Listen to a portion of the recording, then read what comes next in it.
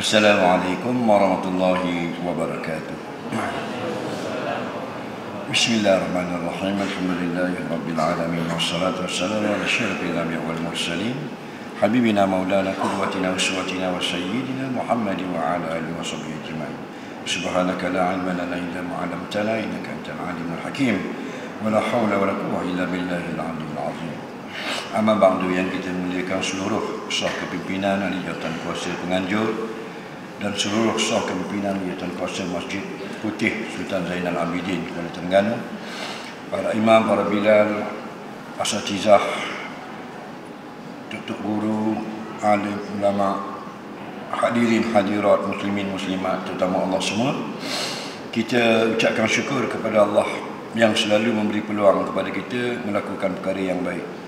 Sekali lagi kita pada malam ini diizinkan Allah melakukan kebaikan satu slot majlis ilmu dalam program Maulidur Rasul yang kita maklum diadakan di Masjid Negeri Kuala Terengganu ini. Mudah-mudahan apa yang kita lakukan ini dikira amal soleh yang akan ditulis dalam muka amalan kita, insya-Allah memberi kebaikan bagi hidup kita di dunia. Dan kita harapkan sangat apa yang kita lakukan ini menjadi harta yang bernilai untuk kita bawa ketika bertemu dengan Allah di yaumul mahsyar nanti, insya-Allah. Jadi sesuai dengan memperingati bulan kelahiran kekasih Allah, kekasih kita semua, Rasulullah SAW, saya membaca satu hadis. Mudah-mudahan dapat kita ambil faedah daripada hadis yang dibaca, iaitu sebuah hadis yang diriwayatkan daripada Jubair bin Mut'im radhiyallahu anhu. Beliau berkata, qala Rasulullah sallallahu alaihi wasallam, inna li asma' wa ana Muhammad wa ana Ahmad wa ana al-mahi alladhi yamhu Allah bi al-kufra wa ana al-hashir alladhi yusharu an-nasu ala qadami wa ana al-aqib wal hakim alladhi laysa ba'dahu nabiy kama qala rawahu al-Bukhari wa Muslim. Sebuah hadis yang diriwayatkan daripada sahabat nama Jubair bin Mut'im radhiyallahu anhu. Dia kata Rasulullah sallallahu alaihi wasallam pernah bersabda, sesungguhnya aku ada banyak nama. Akulah yang bernama Muhammad, aku yang bernama Ahmad, aku yang bernama Al-Mahi, yang Allah hapuskan segala kekufuran, aku yang bernama Al-Hashir, yang dihimpunkan sekalian manusia di bawah tapak kakiku, dan aku juga yang bernama Al-Aqib, yang bermaksud tidak ada lagi selepas aku Nabi yang lain. Bertuah sungguh sahabat bila dia kata qala Rasulullah, aku dengar Rasulullah bercakap. Dan sahabat-sahabat yang lain pun berkata ra'aitu Rasulullah, aku melihat Rasulullah. Jadi dua hadis yang paling besar ialah hadis qaulun dan hadis fi'lun. Hadis qaulun ni maknanya sahabat-sahabat dengar Nabi berkata. Hadis fi'lun ni sahabat yang melihat Nabi berbuat.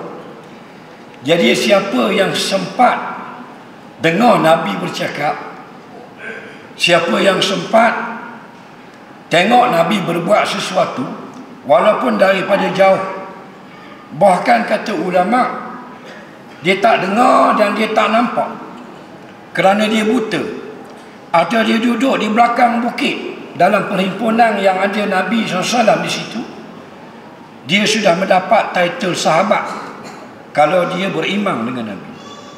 Sebab itu kita tengok dalam kitab-kitab ulama mendefinisikan sahabat ini, man laqiyan nabiyya sallallahu alaihi wasallam fi hayatihi wa kana mu'minan bih, orang-orang yang sempat bertemu dengan Rasulullah ketika Nabi masih hidup dan dia beriman dengan Nabi.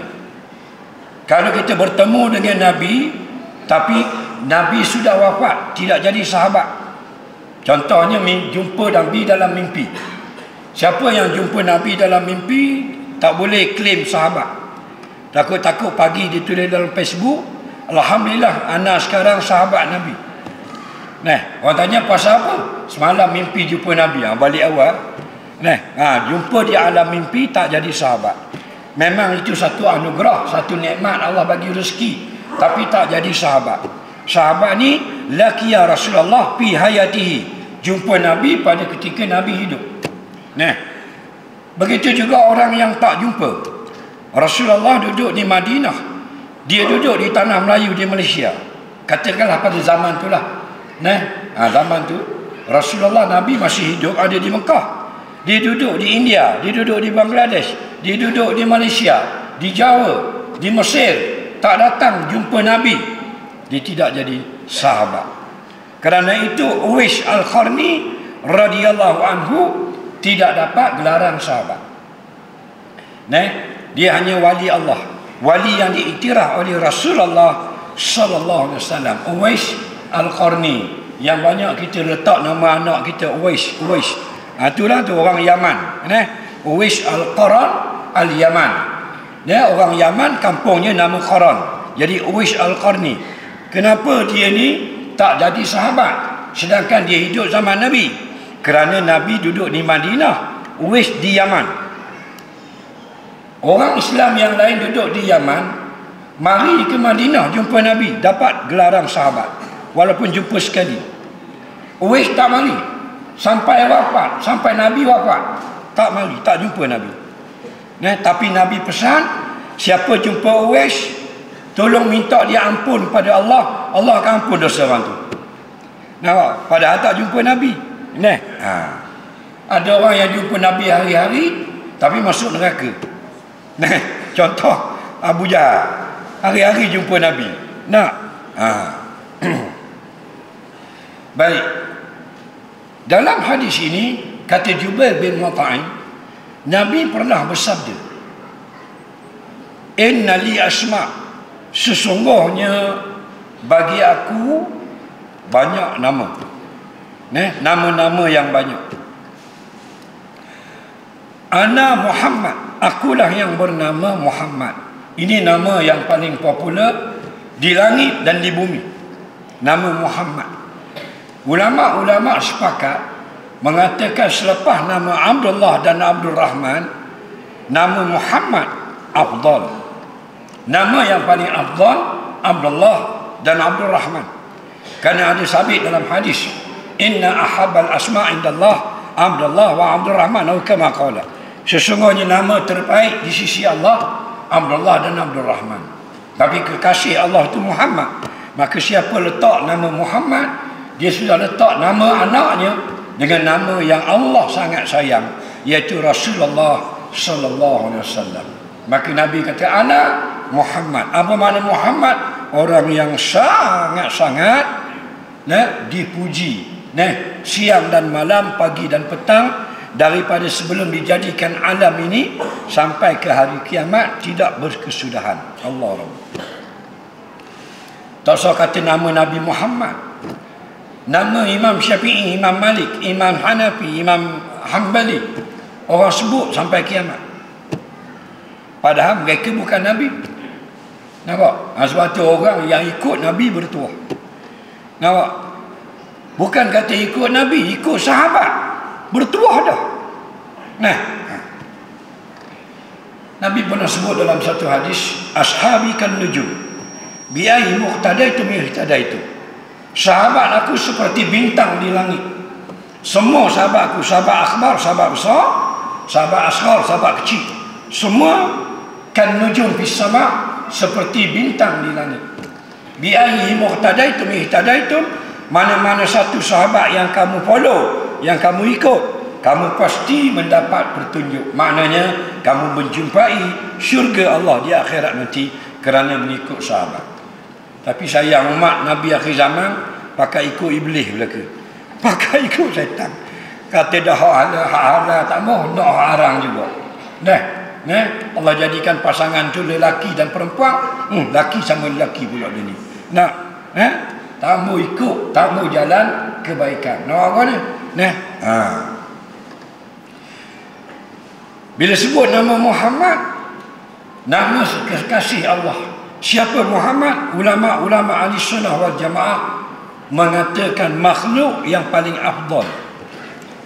Dia selain daripada Allah, makhluk belaka. Allah Khaliq, pencipta. Lain daripada dia bintang, bulan, langit, cakrawala, planet-planet, gunung ganang, semua tu malaikat, jin, makhluk. Makhluk yang paling mulia Nabi Muhammad sallallahu alaihi wasallam yang kita muliakan malam ini dalam peringatan kelahiran baginda. Dia lebih mulia dari malaikat Jibril alaihi salam. Nabi kita lebih afdal daripada seluruh malaikat dan nabi-nabi yang lain. Lebih mulia dari Arash, lebih mulia daripada Baitul Ma'mur, daripada Kaabah, daripada gunung dan ganang. Allah Rabbi, betul orang ikut dia yang terbaik. Nah, kita tak salah kita menganggap pemimpin yang ada sekarang sebagai pemimpin. Yang salahnya kita membelakangkan pemimpin yang paling besar, iaitu Nabi Muhammad sallallahu alaihi wasallam. Kita tak kata presiden itu tak presiden. Presiden seorang presiden. Contohnya Presiden Amerika. Dia memang berkuasa. Islam meraih, memelihara, menghormati kuasa yang dia dapat. Walaupun dia orang kafir. Dia memang seorang presiden, ketua negara. Tapi dia di dalam Amerika tu saja. Dia pijak kaki ke Mexico di selatan, dia tak ada kuasa. Dia naik ke Ontario di Kanada, hilang kuasa. Presiden Putin Rusia, dia pergi ke timur sampai kepada Mongolia, hilang kuasa dia. Dia pergi ke barat, masuk Ukraine, tak ada kuasa dia. Dia naik ke barat, naik ke Poland, hilang kuasa. Tapi Rasulullah sebut dalam hadis, ana sayyidu waladi Adam yaumil qiyamah wala faqar. Aku ketua yang paling besar sekalian umat manusia, bukan bangga, Allah wahyukan kepada aku. Kata Imam Nawawi, kata Al-Hafiz Ibn Hajar Al-Asqalani, apabila disebut dalam hadis Nabi adalah pemimpin paling besar hari kiamat, maka pemimpin dunia termasuk di bawah. Nampak? Ingat ni yang kita duk sambut ni, Rasulullah masa kecil berjalan awan ikut atas kepala. Cuba sebut seorang nama pemimpin dunia, awan ikut. Ada tak? Pemimpin Pakistan ada, awan ikut. Pemimpin Jordan ada, awan ikut. Amerika tak ada, awan ikut di atas kepala. Satu awan yang kecil. Dalam kitab Sirah Ibn Hisham, Sirah Ibn Ishaq, dalam kitab Bidayah wa Nihayah Ibn Katsir, ada sebut awan ikut Nabi. Allah Rabbi, itu pemimpin kita. Nampak? Yang kita nak ikut sangat, yang tak boleh kita lari sikit pun, Rasulullah sallallahu alaihi wasallam. Imam mazhab kita Imam Syafi'i, nama dia Muhammad. Kemudian Nabi kata, wa ana Ahmad, aku juga bernama Ahmad. Imam Syafi'i nama Muhammad bin Idris. Kita gelar dia Imam Syafi'i. Ambil nama neneknya yang nombor 5. Padahal namanya Muhammad bin Idris, nama Nabi sallallahu alaihi wasallam. Murid Imam Syafi'i, Imam Hanbali, nama dia Ahmad bin Hanbal. Wa ana Ahmad, ambil nama Nabi. Itu mengingatkan kita. Nah, ni nama-nama yang tak akan jatuh. 1300 tahun. Imam Ahmad, tahun 164 lahir. Imam Syafi'i 150 lahir. Bermakna mereka sudah 1200 tahun lebih meninggal dunia. Nampak? Orang masih sebut nama dia Imam Hanafi, Imam Maliki, Imam Hanbali, Imam Syafi'i. 1200 tahun dah meninggalkan kita, orang masih sebut lagi. Kita belum meninggal, orang tak sebut dah nama. Kalau meninggal faham lagi. Kenapa? Kerana Allah takrim, muliakan mereka. Bila Allah angkat nama seseorang, tak akan jatuh sampai kiamat. Nampak? Apatah lagi nama kekasih Allah, Rasulullah sallallahu alaihi wasallam. Dalam kitab Injil Barnaba ada sebut Nabi yang terakhir selepas Jesus Christ namanya Ahmad. Kerana itu Injil Barnaba diharamkan dalam agama Kristian. Injil Barnaba terjemahan ada jual dalam kitab-kitab orang Islam. Injil Barnaba, kata ulama, kedudukan di sisi orang Islam seperti buku hadis dhaif. Nampak? Dan dia dilarang, diharamkan oleh agama Kristian, Injil Barnabas ni. Kerana di dalamnya ada sebut Nabi yang terakhir namanya Ahmad. Nampak? Ni ana Muhammad, Nabi kata wa ana Ahmad. Letak nama Muhammad, letak nama Ahmad. Imam Ghazali Muhammad bin Muhammad bin Muhammad bin Muhammad bin Muhammad Al-Ghazali. 5 keturunan Muhammad lagi. Nah, kita sekarang tak tengok dah kitab-kitab ulama nak letak nama anak. Tengok drama Sepanyol. Tengok drama Pinoy, drama Filipin. Nama pelik-pelik. Bila anak kita nama pelik, kita rasa gah, kita rasa hebat. Nah, dan kan Nabi kata innakum satad'una yaumil qiyamah bi asma'ikum wa asma'i abaikum. Kamu semua akan dipanggil oleh Allah pada hari kiamat dengan nama kamu dan bin bapa kamu. Wa ahsinu asma'akum. Letaklah nama kamu yang terbaik. Nama terbaik, nama hamba Allah, nama-nama nabi, nama para malaikat, nama-nama sahabat, dan nama yang mengandungi maksud yang baik.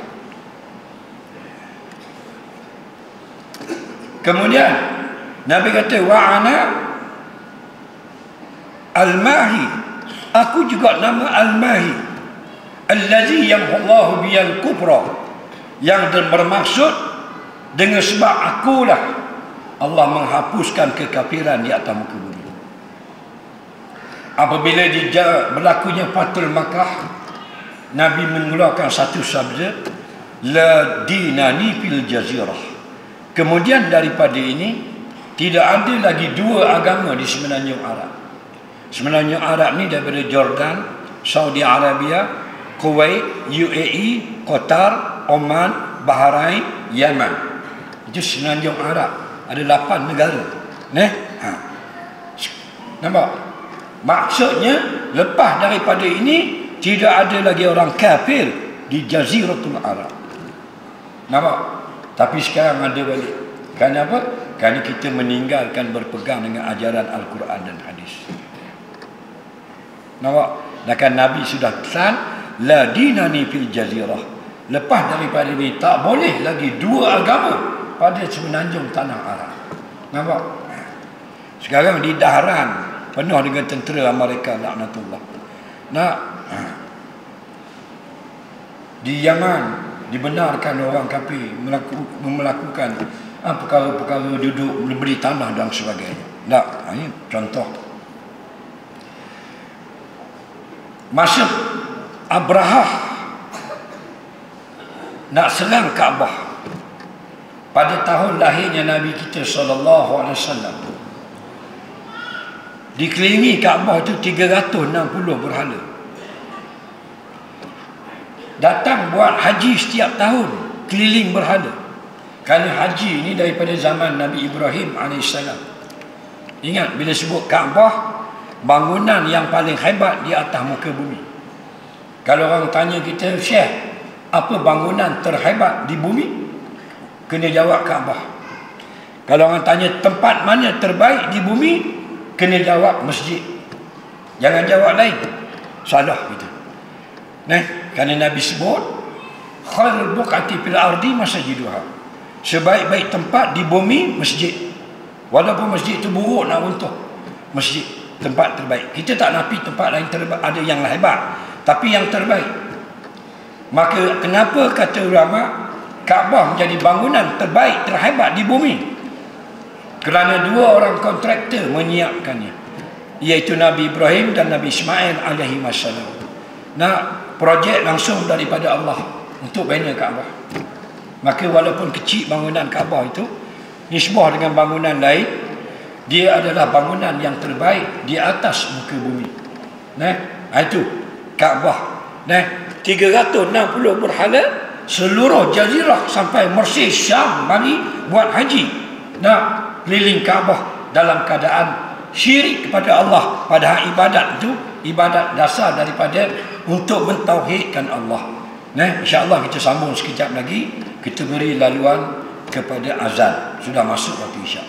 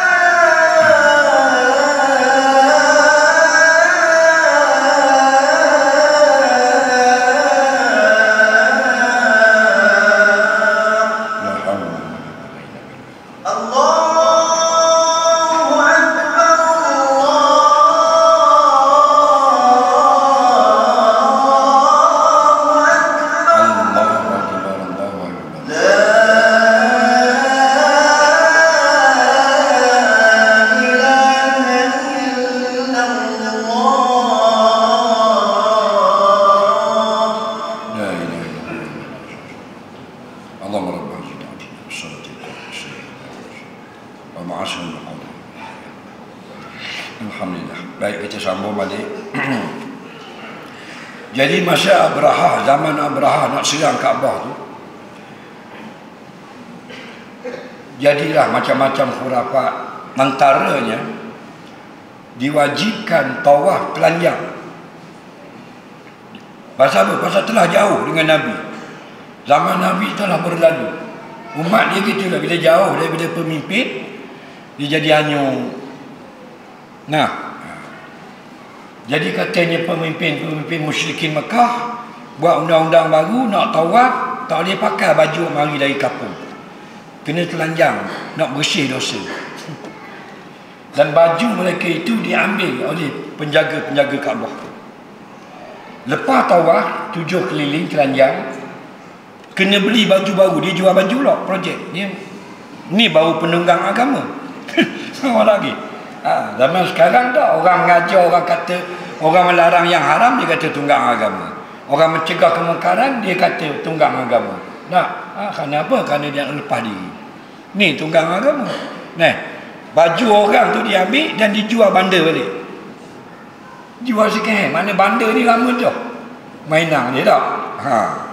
Jadi habis tawaf tak boleh pakai baju cabut tadi, kena beli baju baru. Dia juga jual, orang lain tak boleh jual. Pelik mainan. Tak apa, pendek cerita tak. Jadi akhirnya Fathul Makkah. Pembukaan kota Makkah setelah Nabi dihalau lari berhijrah ke Madinah, dapat balik Fathul Makkah. Itulah ada dua golongan sahabat Nabi, iaitu Muhajirin dan Ansar. Dia Nabi ni memang yang terbaik. Tapi kalau sebut sahabat terbaik, sahabat Nabi Muhammad sallallahu alaihi wasallam. Ada sahabat Nabi Isa, ada sahabat Nabi Lut, ada sahabat Nabi Nuh. Sahabat Nabi kita terbaik. Dan dalam ramai-ramai sahabat, dua paling tinggi martabat, iaitu Muhajirin dan Ansar. Ada sahabat lain, dua ni tak boleh lawan. Sehingga Allah sebut dalam hadis kursi kepada dua ini, Muhajirin dan Ansar, i'malu ma syi'tum qad ghafartu lakum. Kamu Muhajirin dan Ansar, buatlah, nak buat apa saja, aku sudah ampun semua dosamu sampai hari kiamat. Hebat. Dalam begitu pun mereka tetap kuat beribadat. Di malam hari, siang kuat mereka berjihad menegakkan agama Allah. Kita kalau turun dapat mesej Allah ampun belaka dosa, tengok dok melek orang. Nampak tak? Dalam dosa usul-usul bukit pun gong dok batuk itu. Sagonnya. Nampak buat ni. Lepas tu sahabat-sahabat ni mesti lah, orang yang paling rendah pun tak boleh banding dengan manusia biasa. Kerana turun ke atas sahabat ayat kuntum khairu ummatin ukhrijat linnas. Kamu tu siapa? Kalau tengok kitab tafsir, ashabun Nabi, sahabat Nabi. Khairu ummah, sebaik-baik umat, ukhrijat linnas, yang Allah jadikan manusia macam-macam, dia terbaik. Tak ada tanding. Dan nak tanding mana? Muhajirin ni daripada Mekah pergi ke Madinah, orang Ansar tak ada kena-mengena dengan orang Muhajirin, tapi sanggup bagi rumah, sanggup hadiah tanah, sanggup bagi kebun, sanggup bagi kedai atas nama agama. Nampak? Kerana orang Muhajirin ni miskin bila sampai ke Madinah. Ada kebun, tinggal kebun di Mekah, takkan nak eret nguta kebun. Ada ladang, tinggal ladang. Ada kedai, tinggal kedai. Ada rumah, homestay, tinggal habis. Pergi selas pinggang. Orang Ansar ni, orang Madinah, beri habis harta. Ada kedai, ada hotel, bagi stay orang. Tak ada kena-mengena. Kita adik-beradik hutang 100 rial gini tak rumah. Lepas tu nak syurga Firdaus, sedap gamak. Nampak? Kerana tu mereka umat terbaik. Tak kira. Kebun bagi korang, kita nak bagi kebun orang. Tanya orang yang banyak, tak kenal nak dera. Waktu beri senapan gajah jaga bawah kebun. Nak pedih, nak dera takut bang deriang. Jadi dengan sebab berkat Nabi, nampak? Hanya kata berkat Nabi ni yang buat Allah belaka. Nampak? Allah belaka. Tapi sebab keberkatan Nabi. Lepas tu Nabi kata, yamhullahu biyal kufra, Allah menghapuskan bi dengan sebab aku akan kekufuran. Tak ada kekufuran, tak ada orang bersembah berhala di Mekah. Di Madinah tak ada orang kafir, tak ada orang minum arak, tak ada orang berjudi. Nah, dengan serat satu batang tubuh Muhammad bin Abdullah Rasulullah sallallahu alaihi wasallam. Sekarang ni orang masuk Islam, masuk Kristian, masuk Yahudi, masuk Hindu, dipanggil convert, tukar agama. Okey? Tukar agama yang paling banyak ialah kepada agama Islam. Paling tinggi di Eropah. Berlaku Islam masuk Kristian, Kristian masuk Hindu, Hindu masuk Hare Krishna, Hare Krishna jadi Yahudi, Yahudi jadi Bahai, macam-macam. Tapi yang paling banyak, nampak? Ni carta yang dikeluarkan ialah kepada agama Islam. Dan paling tinggi di Eropah. Kerana street dakwah di sana sangat kuat. Nampak? Dakwah jalanan dia panggil. Kuat di sana.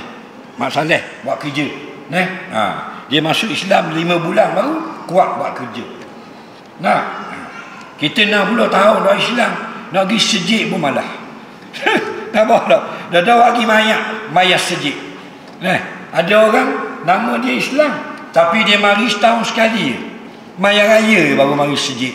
Tu pun salah masuk ke pintu muslimat. Pasal ajak wajib mari. Ni orang kau ni. Senang je nak suruh orang ramai mari masjid surau. Nak bagi pitih di pintu surau. Buat pengumuman, suruh Datuk Seri Haji Samsuri, Menteri Besar Terengganu, umum dalam radio, mulai 2024, mana-mana rakyat Terengganu yang hadir majlis ilmu kuliah maghrib akan dapat 15,000 cash lepas solat isyak. Itu tak bawa kitab, melenggang datang. Kalau datang bawa kitab, RM50,000. Oh tengok. Kalau kuliah Masjid Abidin ni, parking siapa di Kulai Johor. Dah RM50,000 lah. 15 riyal pun berkocohnya.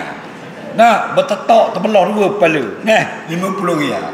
Betul-betul umat akhir zaman. Allah beri berkat ni satu batang tubuh. Itulah kata, wa ma arsalnaka illa rahmatan lil alamin. Tidak aku utuskan kamu wahai Muhammad melainkan menjadi tempat kasih sayang sekalian alam ini. Tu Allah jadikan langit 7 lapis. Allah nak tunjuk ke Rasulullah, kan nak tunjuk ke kita. Kita tumpang kelih, boleh tengok. Allah jadikan lautan yang begitu hebat, nak suruh Nabi dia kelih. Dia sayang ke Rasulullah. Kita boleh tumpang tengok. Tu. Nampak kita numpang, tapi orang numpang gong. Nampak tak? Numpang sagonyo. Lupa bumi ini rupanya milik Allah. Ramai ada orang dah lupa. Bila kita kata marilah kita balik kepada hukum Al-Quran dan Hadis, sebagai perlembagaan, sebagai dustur, dia kata tak sesuai di zaman sekarang dan sebagainya. Padahal imam wirid sama lepas semayang. Semua masjid lillahi ma fis samawati wa ma fil ard. Kepunyaan Allah 7 lapis langit, kepunyaan Allah 7 lapis bumi.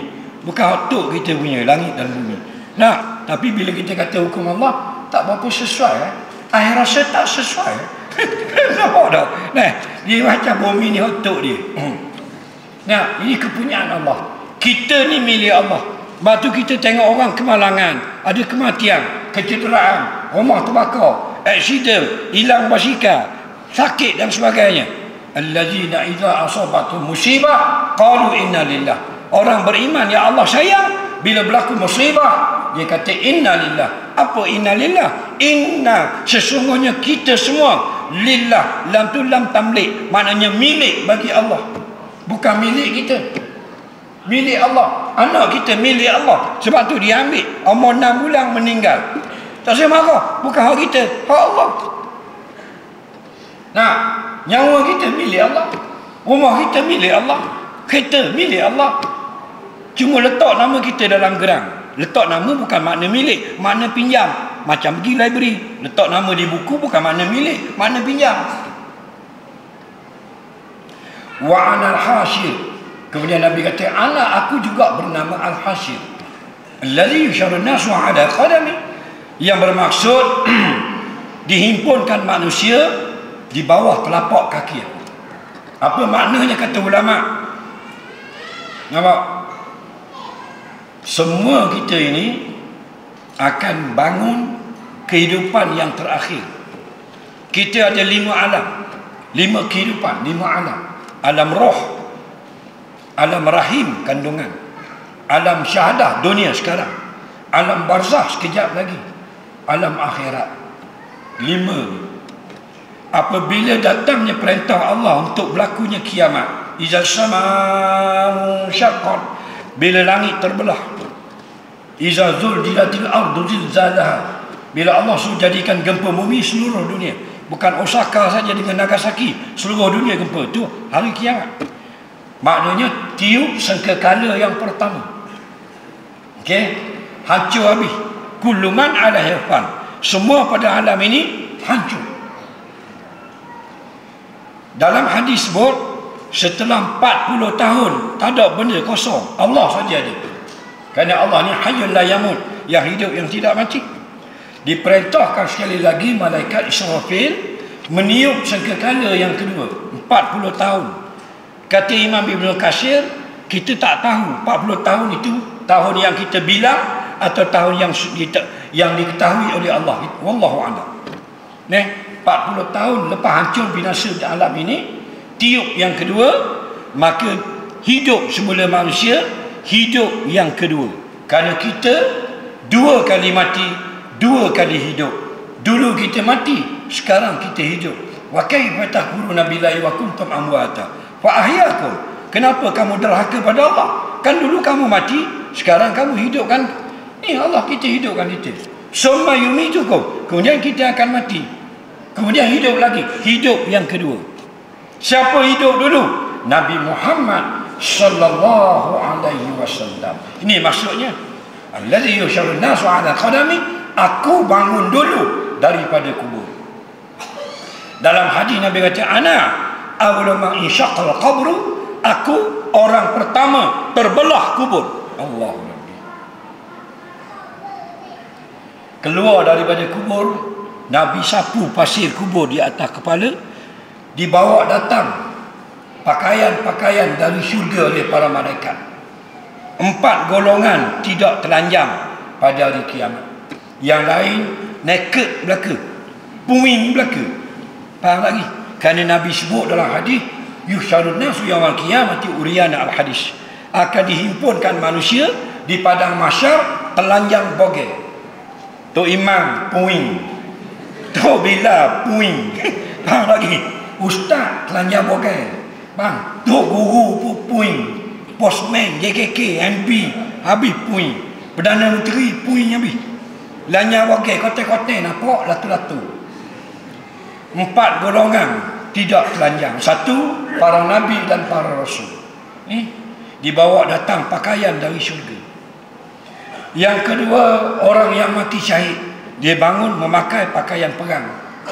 Syahid di Israel zaman moden. Nak sehari 2 ni pakai pakaian perang dia.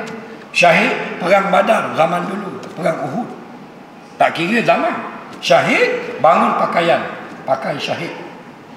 Yang ketiga, orang yang mati dalam ihram. Dalam ihram mati, bangun pakai ihram. Bahkan bukan saja pakai ihram, Nabi kata fa innahu aja yaumul qiyamah mulabbiya. Dia datang pada hari kiamat bertalbiyah. Bangun dari kubur tu, orang yang mati dalam haji, labbaik Allahumma labbaik, bergenyok. Jadi kita boleh kenal ni mati dalam ihram. Dan kita semua dia Nabi dah, mati syahid dah. Kita boleh nak pergi perang di Palestin. Kawan ajak bini air, buka pintu sulu, takut bini lalu. Pergi dah. Dah masuk mula tidur. Dah mati syahid mana? Nah, bini dia kau tu masuk tidur senyap tu. Bangun aku puluh esok. Dah. Tapi bukan masjid putih dia, masjid ladang. Nah, Allahu Rabbi. Yang keempat, siapa yang memberi pakaian kepada orang miskin di dunia, dia dapat memakai pakaian di padang mahsyar. Hak tu kita ada peluang. Faham tak? Siapa yang memberi pakaian kepada orang di dunia, dia dapat pakai pakaian itu pada hari orang lain telanjang. Nabi sebut ma akaltum faqad ablaitum wa ma labistum faqad afnaitum. Apa yang kamu makan jadi taik. Tak sampai ke akhirat. Apa yang memakai baju tubuhmu jadi kain buruk. Tapi ma sadaqtum, apa yang kamu derma faqad abqaitum, kekal sampai hari kiamat. Jelas lagi. Batu kalau kita berasa nak pakai baju tak boleh telanjang, beri ketekah orang. Kalau kita nak pakai hak comel, beri hak comel. Kalau kita nak pakai hak uduh, beri hak koyak-koyak orang. Nampak? Kita nak pakai kita cabut zik baru beri orang. Tengok budak-budak kapung, wang, mari. Nak bagi seluar. Ingat ke molek? Kacing ada. Zik tak ada. Cabut zik baru nak sedekah orang. Kawan tu orang basikal rasa sejuk. Rupa tu big luar jelek. Nah, ni masalah. Masalah ni. Tak usah kata kita anak Nabi, Tuhan tak terima. Kalau we tak molek. Dalil Habil dan Qabil. Allah suruh beri sumbangan. Nah, Habil memberi sumbangan kambing yang gemuk-gemuk. Qabil beri buah kurma hak sudah rosak. Allah terima hak Habil, tak terima hak Qabil. Padahal Qabil tu bin Nabi Adam, bukan bin cikgu Adam. Mana anak Nabi lah. Anak Nabi pun Allah tak terima. Inna Allah tayyib la yaqbalu illa tayyiba. Allah itu molek, dia hanya terima hak molek. Nampak? Nabi balik di rumah, orang minta sedekah. Nabi gagal tak ada benda. Bila tak ada benda, susah hati Nabi. Berlari unggah rumah. Unggah dapur tengok kema ada sutir. Nak ambil, nak beri ke orang miskin. Kata Aisyah radhiyallahu anha, isteri Nabi, hei, hak kita nak makan lah. Hak kita. Nabi pun ambil pisau belah dua. Bini sebelah, orang miskin sebelah.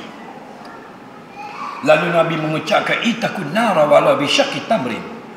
Lindungkan diri kamu daripada api neraka walaupun sedekah sebelah buah kebu. Nampak? Kita jual kedai ruci, cucu nak bagi beli biskut timbang.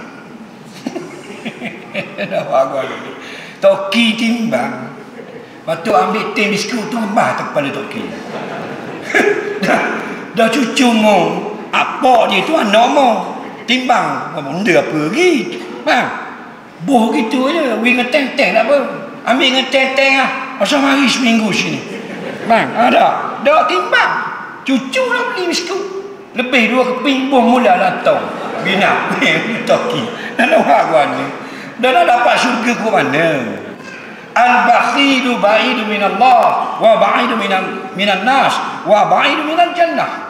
Orang yang kedekut jauh dari Allah, jauh dari manusia, jauh daripada syurga, wa qaribun ilan nar, dan dekatlah dengan api neraka. Allahu Rabbi.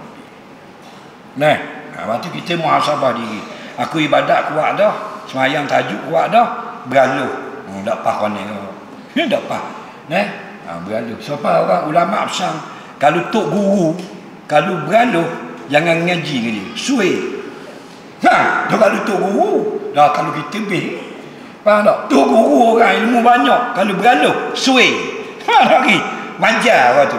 Nah, itu kena hati-hati lah kita ni. Nah, jangan sayang harta. Dan yang terakhir, Nabi kata wa anal hasib. Wa anal aqib. Akulah al-aqib.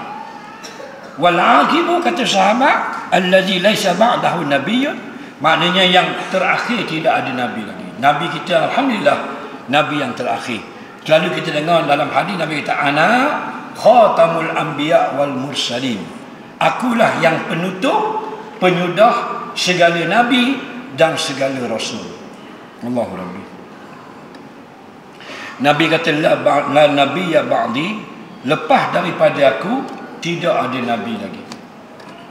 Nabi Isa alaihissalam, Nabi sebut dalam hadis, yang zilu minas sama Isa ibnu Maryam ila al-ardi hakman adla. Nabi Isa anak Maryam turun ke bumi di akhir zaman menjadi pemerintah yang adil. Itu nabi, bukan selepas nabi kita, sebelum nabi kita. Cuma dia tidak diwafat Allah, diangkat ke langit. Tapi selepas nabi ini tidak ada lagi nabi. Ada yang mengaku, Nabi kata kulluhum yaz'umuna anna nabi kulluhum kazzabun. 30 orang akan ada selepas aku nanti yang mengaku jadi nabi. Semua dakwa jadi nabi. Kulluhum kazzabun. Semua mereka itu adalah pendusta besar. Allah Rabbi, orang yang paling akhir, orang yang paling hebat. Sebab tu kata pepatah Inggeris, the last should be the hero. Orang yang terakhir adalah hero yang paling hebat. Rasulullah SAW khatamul anbiya, penutup segala nabi, penutup kesudahan segala rasul. Dalam 313 rasul, dia pemimpin paling kanan, yang paling besar. Dalam 120,000 atau 124,000 dua riwayat, nabi yang paling tinggi martabat. Nampak? Sambil letakkan yang terakhir sekali. Jadi kita kena syukur sungguh-sungguh menjadi umat nabi yang terakhir. Apatah lagi, dia satu-satunya nabi yang akan tolong kita.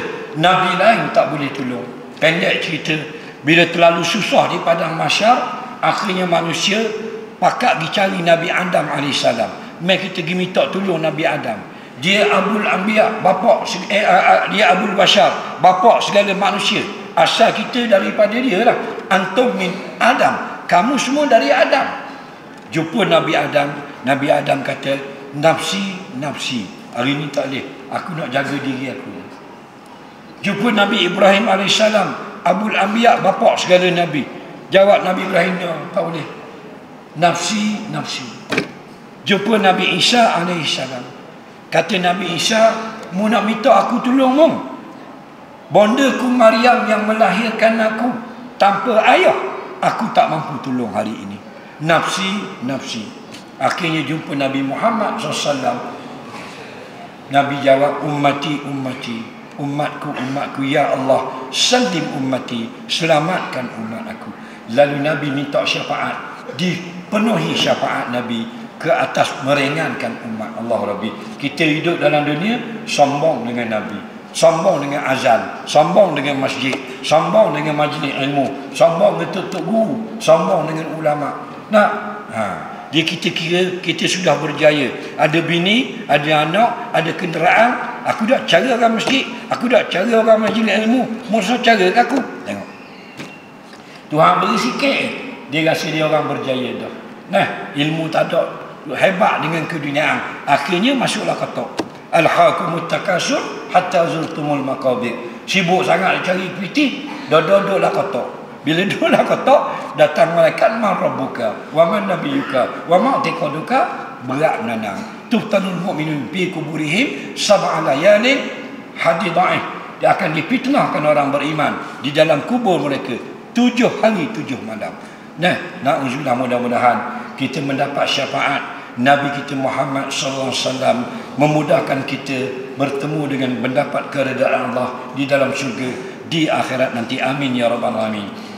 Kita jalankan kutipan pungutan derma, kanan ke kiri tabung-tabung masjid untuk tabung pengurusan masjid dan kepentingan maslahat umat Islam. Bagi yang melihat melalui live di Facebook, boleh beri sumbangan melalui online. Bank Islam 13017010044133. Yang nak bayar bil api masjid silakan. Akaun TNB 2206-9023-2904. Sekarang senang. Ambil telefon, buka Maybank to you ke apa ke, masukkan nombor akaun masjid, tekan RM100, masuk dah dalam akaun masjid. Nombor akaun masjid ni, bank ni, nombor TNB elektrik masjid ni, kita buat dalam Facebook saya. Tak akan buang dah. Buka Facebook saya, tulis di situ kuliah Masjid Zainal Abidin. Nah, akan kita letak bawah tu. Sampai bila-bila. InsyaAllah orang akan beri sumbangan. Sebelum kita akhiri program kita pada malam ini, slot saya ada beberapa soalan untuk mendapatkan jawapan. Solat dengan cara yang betul dalam solat selain Fatihah, bacaan manakah yang wajib dibaca? Baik, dia kata selain daripada Fatihah, apa lagi yang wajib dibaca? Dengar baik-baik. Lepas tu kongsi dengan orang lain. Yang wajib dibaca dipanggil rukun kauli. Apa makna rukun? Ma yatawaqqafu 'ani sihhati syai' wa kana juz'an minhu. Rukun itu suatu benda yang mesti dibaca, yang menjadi juzuk bagi diri ibadat. Kalau tak baca, tidak sah. Nampak? Jadi rukun sembahyang ada 5. 5 ni mesti baca. Nombor 1, takbiratul ihram. Nombor 2, Fatihah. Nombor 3, tahiyat akhir. Nombor 4, selawat dalam tahiyat akhir. Nombor 5, ucap salam. 5 ni wajib kena baca. Lepas sembahyang baru teringat tinggal 1, tak sah sembahyang, wajib ulang balik. Soalan seterusnya, bapak saya beli barang dapur dari duit nombor ekor. Apa patut saya buat?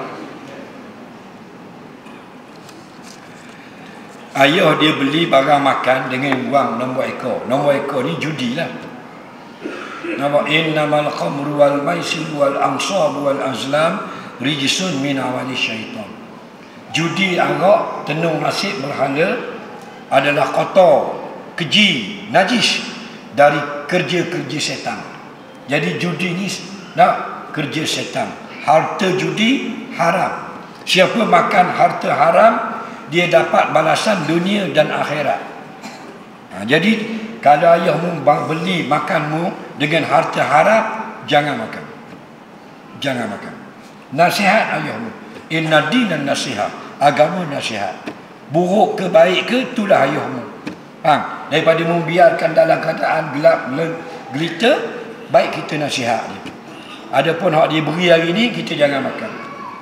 Nampak? Jangan makan. Kerana balasan orang yang sudah tahu duit yang haram, dia makan juga, dia akan dapat balas di dunia dan akhirat. Dunia apa balasannya? Semayangnya tidak diterima.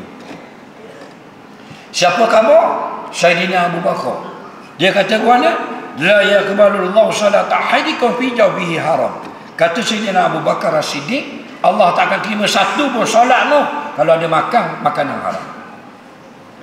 Dan akhirat go to hell, masuk neraka. Siapa khabar? Nabi kata. Nabi kata ke mana?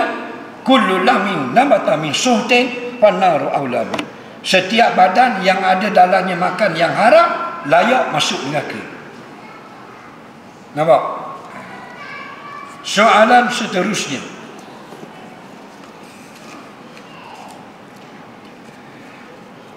duit yang saya simpan nak bayar pajak gadai, kerana kena zakat tak? Bila tak cukup, bila cukup haul dan nisab. Dengar baik-baik. Duit nak bayar hutang tak kena zakat. Contoh kita nak ambil wang KWSP. Pasal apa nak ambil? Pasal nak bayar hutang. Duit dalam KWSP ada 100,000, tapi kita ada hutang orang 20,000. Jadi hari ini kita pergi di pejabat KWSP, kita buat keluar 20,000 untuk bayar hutang, tak kena zakat. Okey? Lepas tu tinggal dalam tu 80,000. Lain kali kita ambil 80,000, kena zakat. Faham lagi? Harta yang kita simpan untuk bayar hutang tak kena zakat. Okey? Soalan seterusnya, apakah hukum kita berdoa untuk hentikan peperangan di Palestin sedangkan mereka mencari syahid? Baik, di Palestin sedang berperang, berjihad. Ada orang tanya, dia kata kenapalah duk perang semua. Dia kena faham. Berjihad mempertahankan bumi umat Islam wajib, bukan sunat. Wajib. Faham lagi? Umat Islam kalau tentera musuh 2 kali ganda, haram lari. Nampak? Kita 1,000, musuh 2,000, lari haram. Tak boleh. 2 kali ganda, tak boleh lari. 3 kali ganda, boleh bunuh. Itu kaedah. Kita pekoh peperangan, kita tak ada ngaji. Kita pada pekoh wuduk. Pekoh wuduk, waktu bak tabir tu ihram, dah lari saja. Dah siapa pekoh jihad dan sebagainya. Waktu kita jadi gini, dah faham benda pun. Dah uti. Mereka wajib berperang. Allah beri kita 5 benda, wajib kena bela. 5 benda ni kena jaga. Ingat kita orang Islam 5 benda, wajib kena pelihara, wajib kena jaga, wajib kena syukur.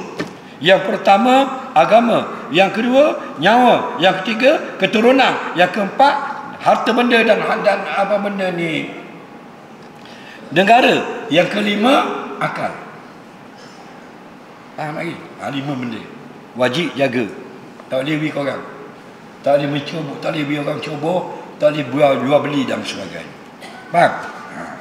Ulang balik. Nombor 1, agama. Nombor 2, nyawa. Nombor 3, keturunan. Nombor 4, harta benda termasuk tanah air. Yang kelima, akal. Wajib jaga, bukan ikut suka hati.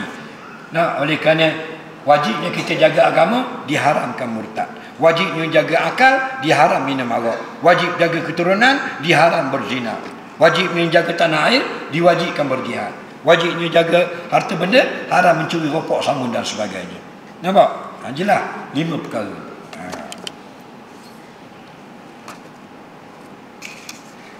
Jadi bila umat Islam sedang berperang mempertahankan tanah air dia, kita berdoalah kemenangan umat Islam.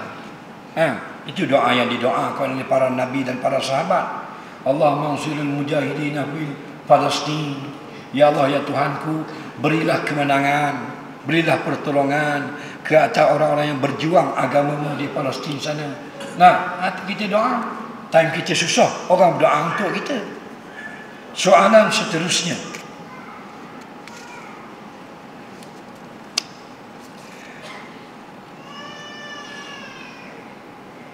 tahun ini saya nak kahwin. Apakah nasihat kepada saya? Dan apakah wajib bagi suami dan isteri selepas berkahwin? Kalau awak seorang laki-laki nak kahwin, apakah isteri kena ingat wajib bagi? Bila kita kahwin, ada 2 benda wajib. Pertama, mas kahwin. Yang kedua, nafkah. Yang paling payah, nafkah. Bila wajib mas kahwin? Selesai ijab kabul, wajib bayar mas kahwin. Bila wajib beri nafkah? Setelah duduk berdua. Apa dia nafkah yang wajib? Makan minum, tempat tinggal, pakaian. Makan minum paling kurang wajib 2 kali sehari, termasuk nasi, lauk dan air. Pakaian 2 pasang setahun paling kurang. Kurang pada tu berdosa. Apa dia pakaian? 1 pasang, 1 dalam, pakaian tudung dalam, tudung luar, baju dalam, baju luar, kain dalam, kain luar, stoken dan alas kaki. 2 pasang setahun, tak boleh kurang. Tempat tinggal, sama ada kita sewa, kita beli, kita yang buat sendiri, atau kita pandai magic ting jadi rumah, tak ada kira. Pokoknya wajib disediakan oleh suami. Nampak? Sampai bila? Sampai mati. Jangan main-main. Okey? Isteri yang tak taat suami masuk neraka. Suami yang tak beri nafkah isteri masuk neraka juga. Jangan laki kita je betul. Kemudian satu lagi, bila kita berkahwin, kita kena ingat kita tak akan jumpa pasangan yang sempurna. Tak ada. Itu bohong belaka. Cuma ada dalam drama swasta saja. Itu rekaan. Yang ada pada realiti tidak sempurna. Kerana kehidupan kita ini dalam dunia. Apa makna dunia? Dunia makna nakis, benda yang tidak betul, kurang, cedera, tidak sempurna. Nampak? Jadi amalkan hidup budaya tasamuh, berlebih kurang halal berhala suami dan isteri. Banyak memaaf. Jangan nak aspek yang terbaik. Kita tak akan jumpa yang terbaik. Soalan seterusnya, bagaimana kita nak istiqamah dalam ibadah? Istiqamah ini anugerah Allah. Kalau nak istiqamah, jangan lupa minta dengan dia. Nampak lagi? Kita lupa minta daripada dia, macam mana nak dapat istiqamah? Yang kedua, jangan kita buat benda yang berat. Kalau kita nak tahajud, mulakan dengan 2 rakaat sudah memadai. Jangan bila kita baca-baca buku, tengok dan sebagainya, Sayyidah Nafisah 300 rakaat setiap malam. Kita pun follow 300 rakaat. Tak dan 2 minggu, subuh-subuh dak mayang. Faham? Nah, dia lain, dia makom lain. Nah, kita jadikan kisah-kisah para wali tu untuk bais, untuk gemarkan saja sebagai motivate. Nah, jangan copy, jangan tiru. Betul tak? Macam kita bawa kereta di highway, kita pakai Exia, lari 120, dah M3 potong. Nah, bila dia potong tu, mari dalam hati, ya Allah, mudah-mudahan aku murah rezeki, dapat berjaya seperti orang ini. Tu cukup lah. Jangan pergi follow rapat pula. Pergi ikut rapat, 2 kali selekah, mudahlah gaung. Dia mutayab sesuatu. Dia tayar 305 saya. Kena faham, okey? Jangan banyak. Sikit tak apa, Allah sayang, asalkan istiqamah. Baca Quran jangan banyak-banyak. Baca 2 helai sehari, 4 muka surat. Nabi kata, man qara'al Qur'ana fi yawmin wa lailin 50 ayat lam yuktab minal ghafilin. Siapa sehari semalam baca 50 ayat tidak lagi tergolong orang yang lalai. Imam Syafi'i tak dia baca Quran. Lepas sembahyang Isyak, dia tidur sekejap. Dia bangun, dia masuk dalam Kaabah. Masuk dalam Kaabah, dia sembahyang tahajud. Dia 2 rakaat je, tak banyak, 2 rakaat. Dia siap dekat nak subuh. Rakaat pertama 15 juzuk, rakaat kedua 15 juzuk. 30 juzuk dalam 2 rakaat. Jadi orang tanya, kenapa tuan panjang sangat bacanya? Kata Imam Syafi'i, inilah amalan Sayyidina Uthman bin Affan. Nampak? 2 rakaat 30 juzuk. Mutiara tiru.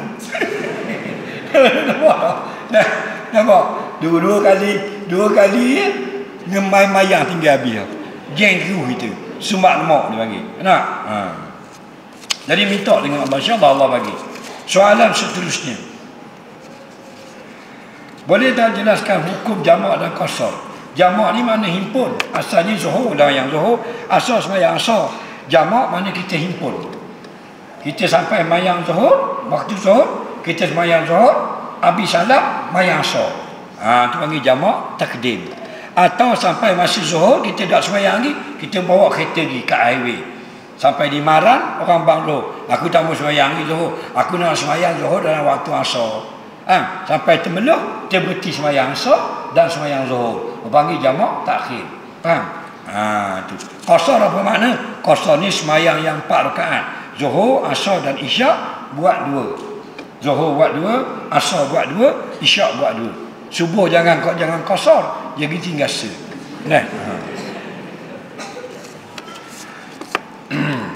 Syaratnya apa? Syaratnya musafir. Musafir ni apa? Orang yang nak berjalan jauh. Jauh mana? Sekurang-kurangnya 85 hingga 90 km. Satu pendapat 81 km sudah dibolehkan. Soalan seterusnya.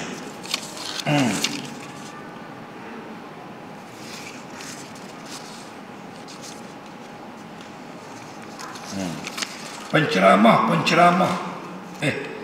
yang famous selalu ada program dekat luar sampai kerap kali tidak masuk kelas. Apakah hukumnya? Adakah gaji tersebut dikira tidak berkat? Pula dah. Siapa pula ni? Kita pun tak faham. Dia kata penceramah mana ni? Pensyarah universiti. Okey, dia tukang syarah. Dia banyak aktiviti luar, pergi Kuala Lumpur, pergi Penang dan sebagainya, dia tinggal kerja dia. Jadi gaji dia macam mana? Tengok keadaan. Dibayar kontrak atau dibayar dengan gaji. Kerja kita dua, dibayar dengan upah, dibayar dengan masa. Kalau dibayar dengan masa macam pekerja kerjaan, masuk 9 keluar 5, tak boleh keluar lagi-lagi. Haram. Kerana dibayar masa. Tapi kalau dibayar dengan kerja, dengan kontrak, keluar mana pun tak apa, asal kerjanya siap. Jadi tengok keadaan. Tengok perjanjian dia dengan badan-badan yang dia bekerja. Ustaz, apabila sebut Masjid Putih, apa yang tergambar di fikiran Ustaz? Ni penyakit TikTok. Tak apalah. Dia apa-apa pun benda yang baik, tak ada masalah. Islam bukan agama menghalang dia mengawal kita daripada tak betul saja. Jadi sebut masjid putih, apa dia yang kita nampak? Yang kita nampak mula-mula warna putih. Mari kau pasal lu nampak putih. Mari daripada Tok Lang nampak putih dah. Mari daripada Padang Mazhab pun nampak putih. Mari daripada Tersebah nampak menara tubik putih. Nah, itulah masjid putih. Sultan Zainal Abidin yang ke-2 atau 3. Yang kedua tahun 1865. 1793. Yang kedua. Maaf, itu tadi yang ketiga. Sebelum perang Jepun di masjid ni, kalau Maulidur Rasul sebulan ni. Ni sini. Anak malang ni berselawat. Ni cerita orang dulu-dulu. Tahun 30-an. Nampak tahun 30-an. Ni, masjid putih. Masjid orang lama ni. Sampai zaman Sultan Zainal Abidin, zaman Tauku Palu. Ni masjid ni. Yang ramai orang-orang alim, orang wali-wali sudah masuk dalam masjid ni. Lepas tu kita niat itikaf pula. Bekas kesan-kesan tika-tika orang dulu-dulu. Itu hebat masjid. Barang lama hebat. Terus kata Sereka tu hebat. Sereka lama. Apatah lagi masjid. Tahu lagi. Allahu Rabbi. Masjid putih, masjid hebat, masjid negeri. Kerana apa? Kerana dia lama. Bila lama, ramai orang beribadat.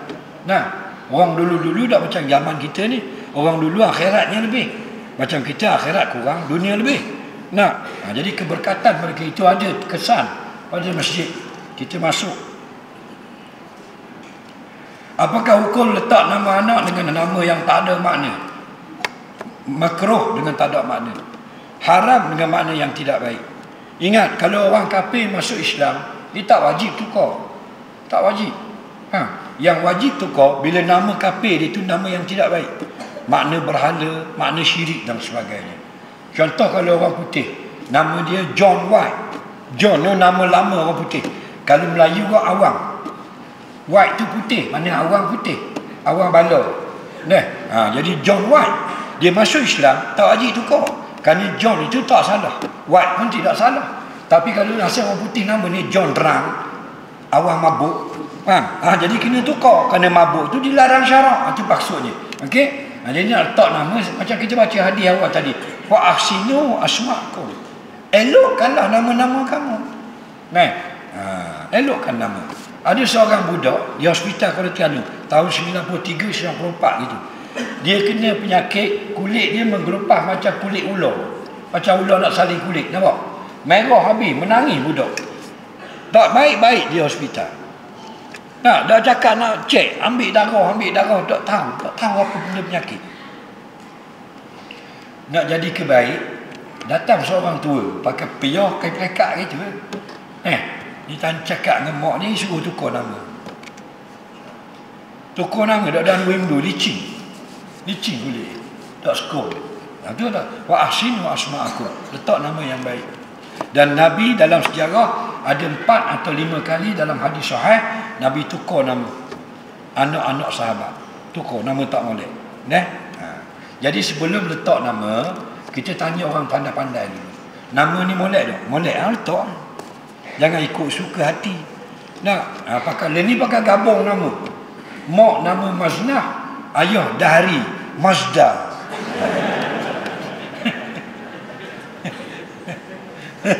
Ada ambil ayah ambil depan, mak ambil belakang. Ada tak? Ayah Tarmizi, mak Norizam, Tarzan. Dak turun tanah budak, dak tambah kau tu. Soalan seterusnya. Seorang musafir hendak lakukan jamak solat maghrib isyak. Bagaimana bila saya hendak berimam dengan seorang yang tidak diketahui? Adakah imam di solat maghrib atau isyak? Kalau tak tahu, jangan ikut. Itu sebaiknya. Kita tahu dah dia solat, baru kita ikut. Cuma ada pendapat mengatakan kalau kita ikut orang yang solat lebih, kita solat pendek, kita kena solat cukup sama dengan imam. Kerana makmum tak boleh solat kurang daripada imam. Soalan seterusnya. Isteri semayang berjemaah dengan suami salah baca. Macam mana cara nak tegur dalam solat? Tegur dengan bacaan. Yang kata bertepuk tangan tu ada laki-laki ajnabi. Di rumah tak ada laki-laki ajnabi boleh. Nampak? Boleh. Cuma tu suami lekat. Lakum dinukum. Lakum dinukum. Lakum dinukum. Suami isteri belakang dalam egoh tangan. Suami tak tahu kau. Ingat kalau tu imam terlekat, jangan subhanallah. Subhanallah. Tu imam sekat, sambung bacaan imam. Jadi asalnya perempuan kalau duduk di khalayak ramai bertepuk tangan. Tapi oleh kerana tak ada ajnabi, dia dengan suami saja. Suami lakum dinukum, lakum dinukum. Isteri sambung waliyadin. Dibolehkan. Dibolehkan. Kalau tai cicak jatuh atas kopiah imam, jangan kata subhanallah. Ini contoh. Ni imam, ni kopiah tu imam. Tai cicak jatuh tadi. Kita duduk belakang, ingat kita terus pegang kopiah, jatuhkan. Ni kopiah. Kopiah songkok, okey? Tarik gini. Lepas jatuh bawah. Faham lagi? Itu cara dia. Ni ulama sebut kita tolong. Biar budak tanya pun tolong kabur. Takut berlaku. Agak gigan jatuh tak hijau. Subhanallah. Subhanallah. Imam kata natang dia. Baca belaka dah. Subhanallah. Kenapa? Jadi apa? Pening kepala. Rosak satu masjid ni.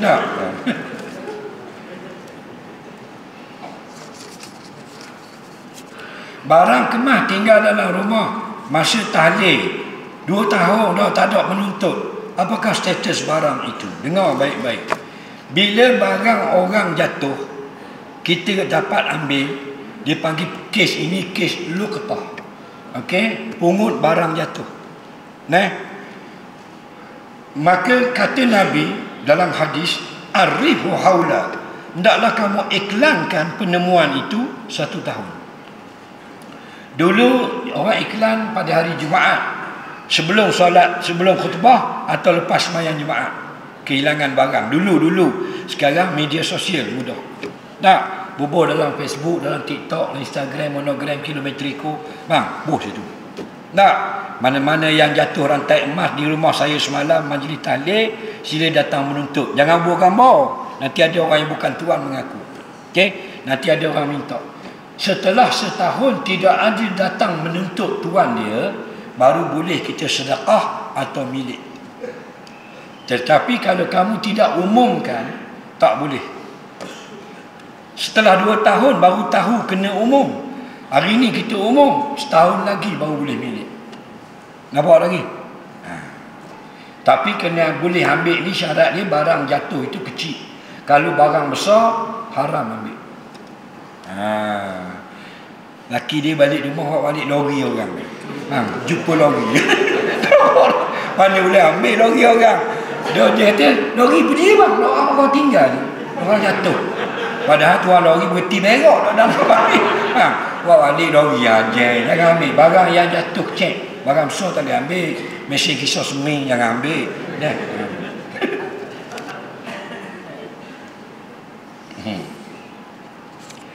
Benarkah orang mengatakan sebagai orang Islam kita tak boleh melihat tempat ibadat lain?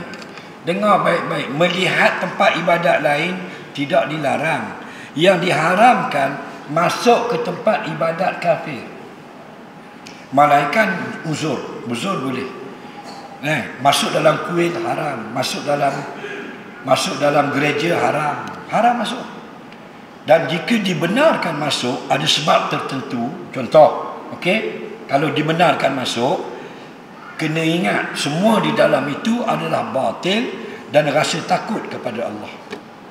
Itu adab-adabnya. Contoh uzur boleh masuk, kerja di anjing. Anjing kerja, tak lari je, jumpa gereja, dia pun nusuklah gereja, harus, kerana menyelamatkan nyawa. Soalan seterus sikit lagi, dia 3-4 keping lagi. Boleh? Apa dia? kitab turas mengadah dalam YouTube. YouTube tu dia ada mengajar kitab lah. Lepas tu kita tandah. Dia ke kita dalam YouTube? Tok Guru dalam YouTube, kita luar YouTube. Boleh. Ada tak tu kata jangan tandah? Ada. Jadi sebab itulah bila kita mana-mana sakit sebab tu nikmat yang sangat besar sekarang. Doktor ingat tahun 80-an pakai kaset. Tahun 90-an. 90-an pakai kaset, ingat pita rakaman 90-an.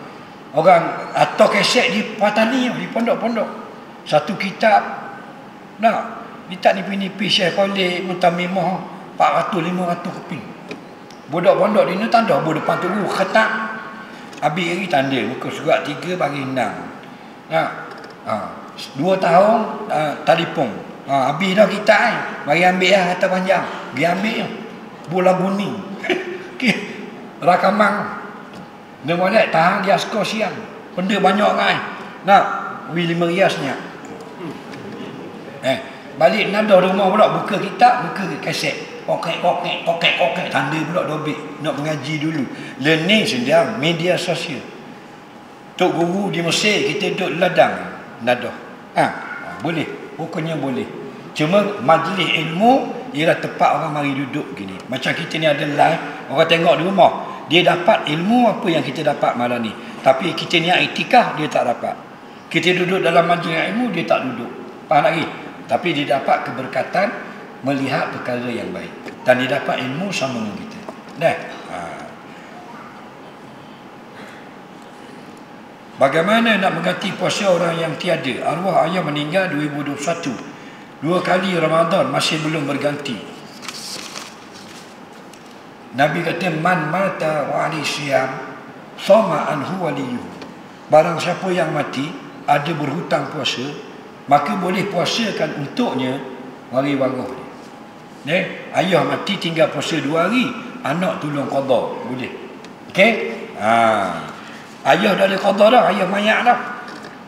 Lepas tu wa alaysa lil insani illa ma syaa. Seseorang itu dia hanya boleh buat ketika dia bernyawa. Kalau dah tak bernyawa tak boleh buat. Faham lagi?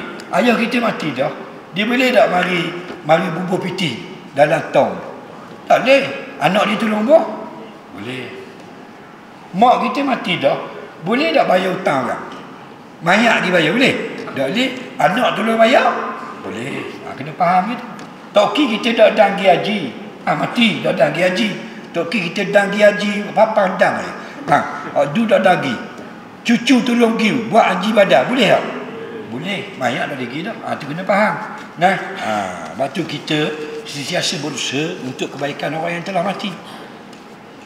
Nanti kita pula mati, orang yang hidup tolong kita pula. Kita panggil tolong menolong. Apakah orang perempuan wajib pakai tudung kalau nak baca Quran? Tak wajib. Sunat kata ulama. Dia duduk di rumah tak pakai tudung, pakai baju kelawar, sila pakai baca Quran. Boleh pahala. Berdosa? Tak berdosa. Tak ada ulama kata haram. Okey? Lengah sekerat, tak apa. Kerana aurat bukan tutup untuk Quran, tutup daripada dilihat oleh manusia. Cuma kata ulama fiqh, Imam Nawawi sebut dalam kitab Rawdatul Talibin, dalam kitab At-Tibyan fi Adabi Hamalatul Quran, sunat tutup aurat ketika baca Quran dan berzikir. Makruh kita berzikir lanjang bulat Allah. Makruh. Maknanya seorang diri lah macam orang bodoh dulu. Tapi taklah haram. Makruh, tak boleh udah sangat.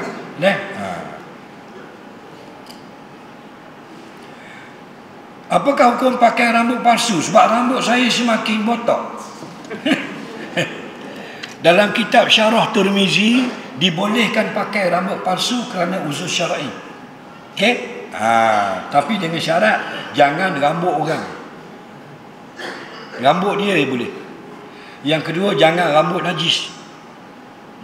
Dia ambil bulu najis, tak boleh. Nampak? Suci boleh daripada plastik. Boleh. Contohnya perempuan yang jenis kepala botak. Siang dia nak nikah esok. Nyanyi ketuk lelaki dia, kejut tengok kepala botak. Tahu tak? Tengok lama ni pakai tudung. Lama masuk bilik pengantin, terjun kot tikar. Debong terjun. Nah, mak dia kata, apa lagi bini tahu? Mak bukan bini saya. Dah lama dia. Goalkeeper JDT. Nah, pada motor. Nah, pada bini dia dah. Nyanyi ke dia. Dah. Jadi, diberi usul syar'i boleh pakai rambut palsu. Tapi rambut itu, jangan rambut orang. Dan jangan daripada bahan yang najis. Okey? Apakah prosedur untuk nikah menggunakan wali hakim? Kerana ayah saya enggan jadi wali pula dah. Abang tu suntung. Bila buat majlis soalan awak, macam-macam hal kita boleh selesai. Dengar baik-baik. Bila kita nak kahwin, ayah tak nak jadi wali, kena faham. Wali ni bukan ayah seorang. Okey? Wali ni yang pertama bapa kandung. Kalau bapa kandung tak boleh jadi wali atau enggan, berpindah kepada toki. Toki tak ada, Tok Nyang. Tok Nyang biasa tak ada dah. Adik-beradik lelaki. Adik-beradik lelaki kecil maka duduk lambu lah. Anak saudara. Anak saudara kecil lagi. Bapak saudara. Bapak saudara kena J, 2 P kuda. Sepupu. Faham lagi? Dia tertib dia. Tak boleh lakah-lakah. Mula-mula ayah kandung. Lepas tu toki kandung. Lepas tu Tok Nyang. Lepas tu adik-beradik lelaki seibu sebapak. Tak ada adik-beradik lelaki sebapa. Tak ada juga anak saudara kepada adik-beradik lelaki. Tak ada juga bapa saudara sebelah adik-beradik lelaki, sebelah ayah. Abang ayah atau adik ayah. Hak sebelah mak semua tak boleh. Tak ada juga, bila tak ada juga balik pada hadis Nabi, mala waliyalah fasultan waliyullah. Siapa yang tak ada wali, maka sultan wali dia. Bukan makna Sultan Nizam lah. Maksudnya Sultan Nizam sudah lantik jabat agama untuk lantik seorang juru nikah di bawah pemerintah. Itu maksudnya. Faham lagi? Jadi bila ayah enggan, kita kena report kepada mahkamah syariah, kepada jabat agama. Ayah enggan jadi wali. Kerana 3 kali enggan, boleh jadi berpindah wali. Faham lagi? Tapi jangan lari. Biar ayah tu memang enggan.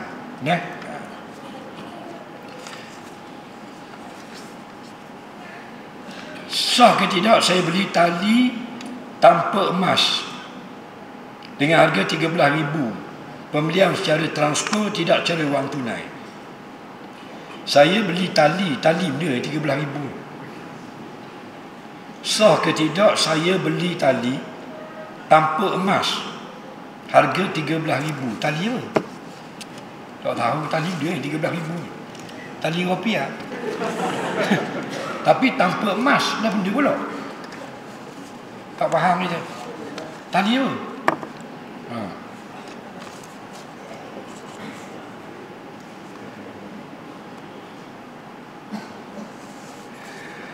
Seorang janda, ni sedap seorang janda anak 3 kahwin dengan teruna. 3 tahun kemudian janda tersebut mati dan suami itu kahwin lain. Jadi apa hukum anak-anak janda tadi dengan isteri baru ayah tiri mereka? Baik. Kita kahwin dengan janda. Janda itu bila kita kahwin dia jadi isteri kita. Anak janda jadi anak isteri, tak jadi anak tiri. Okey? Bila kita akad nikah, aku terimalah nikahnya dengan mas kahwin yang tersebut itu. Bila sah nikah, janda tu isteri kita, anak dia anak isteri, bukan anak tiri. Bila jadi anak tiri, malang karang kita jimak janda tu. Petang pun boleh. Di malang lah. Biasa malang lah. Petang sibuk-sibuk basuh kuali. Malang karang bila kita jimak isteri tu, baru anak janda tu jadi anak tiri. Faham tak ni? Bila 3 tahun matilah janda bini kita tu kena COVID. Kita kahwin lain. Okey? Kita kahwin lain. Okey. Bini kita dengan anak janda tu kena-kena ke mana? Tak ada kena-kena. Bukan anak kita. Faham? Bukan anak kita. Kalau anak kita dengan janda tu anak tiri bini kita baru. Ni bukan anak kita. Anak 3 beradik tadi tu anak janda dulu, laki je kekek. Bukan lakinya kita. Faham? Tak ada kena-mena. Okey? Soalan yang kedua sebelum akhir.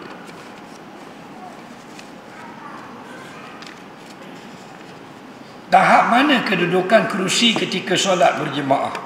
Kerusi ni dia pula. Kerusi gitu. Okey. Siapa yang sembahyang atas kerusi, nak tahu duduk kat mana kaki kerusi dengan molek. Orang yang sembahyang atas kerusi ada dua kategori. Yang pertama, dengar baik-baik, ialah orang yang daripada takbir sampai salam tak bangun dah atas kerusi sokmo. Maka kaki kerusi belakang kena sama tumit orang kanan dan kirinya. Tetapi jika orang sembahyang atas kerusi itu separuh atas kerusi, separuh lagi bangun dan turun, maka kaki depan kerusi sama dengan tumit orang kanan dan kirinya. Ingat tak? Ingat tak? Ulang balik. Jika dia sembahyang daripada awal sampai akhir tak bangun, memang duduk atas kerusi, kaki kerusi belakang sama dengan tumit orang kanan kiri. Tapi kalau dia duduk atas kerusi separuh, bangun separuh, kaki ke depan kerusi sama dengan tumit kanan dan kirinya. Faham lagi? Faham tak apa? Dia angguk, kena mi goreng pinggang, bang tak lain pula kali. Nah, biar sekali kita dengar malam ni, 30 tahun lagi kita boleh cerita. Baru betul. Nah, jadi tahun 2053 orang tanya kita. Kita boleh jawab. Aku ingat itu Masjid Putih 30 tahun lepas. Baru betul. Nah, dah tidur dah ingat dah. Boleh tak orang perempuan mari uzur masuk dalam masjid? Bagus dia tanya. Ingat orang perempuan muslimat. Dengar baik-baik muslimat. Orang perempuan yang uzur, yang mari haid, boleh tak masuk dalam masjid? Boleh. Okey? Yang tak boleh, berhenti. Tak boleh berhenti. Masuk boleh. Dalil boleh masuk, Nabi suruh Aisyah radhiyallahu anha masuk dalam masjid ambil tikar. Nabi kata, ya Aisyah, pergi masuklah sejik je ambil tikar. Aisyah kata, kita haid, kita uzur. Tapi Aisyah tak cakap Terengganu, cakap Arab. Aku terjemah malah panjang-panjang. Kau kata Aisyah cakap Terengganu pula. Aisyah kata kita haid, tak boleh masuk dalam sejid. Nabi kata haid bukan kat tanganmu. Maksud di sini suruh ambil tikar. Faham? Pegang tikar tak ada salah. Jadi Aisyah masuk dalam masjid ketika haid, ambil tikar. Tak apa. Yang tak boleh berdiam diri, berhenti, sama ada duduk ataupun berdiri. Tak boleh. Illa amirus sabil. Mereka sekadar lalu. Lalu boleh. Gopang nak balik ke belakang, ada orang jual, tutup, expo. Kok depan kubur takut malam Jumaat. Dia pun haid, lalu ke dalam masjid. Pokoknya harus. Okey? Haram tu berhenti. Muslimat buat kuliah duha ramai-ramai. Habis kuliah duha, muslimat pun keluar dari Masjid Putih. Siapa dekat kereta, anak kucing tinggal dalam sejid. Faham lagi? Bila nak lintas jalan, RZ lalu. Dia pun kejut haid. Contoh dah. Dah kawan tu lalu derah, takut kena sita semula. Jadi kejut haid tu, teringat Ustaz Kabah, boleh masuk ambil anak kucing. Walaupun dia haid. Itu untung. Jadi hukumnya dibolehkan. Habis dah soalan. Alhamdulillah, terima kasih kepada sepihak masjid yang membenarkan kita adakan majlis seperti ini. Mudah-mudahan kita dapat syafaat Nabi Muhammad SAW. Kehidupan kita diberkati daripada dunia sampai akhirat. Allahumma anfa'na bima 'allamtana, 'allimna bima yanfa'una, rabbana zidna 'ilma, rabbana atina fid dunya hasanah fil akhirati hasanah wa qina azabannar. Wa sallallahu sayyidina Muhammad wa ala alihi wasallam. Walhamdulillahi rabbil alamin. Assalamualaikum warahmatullahi wabarakatuh.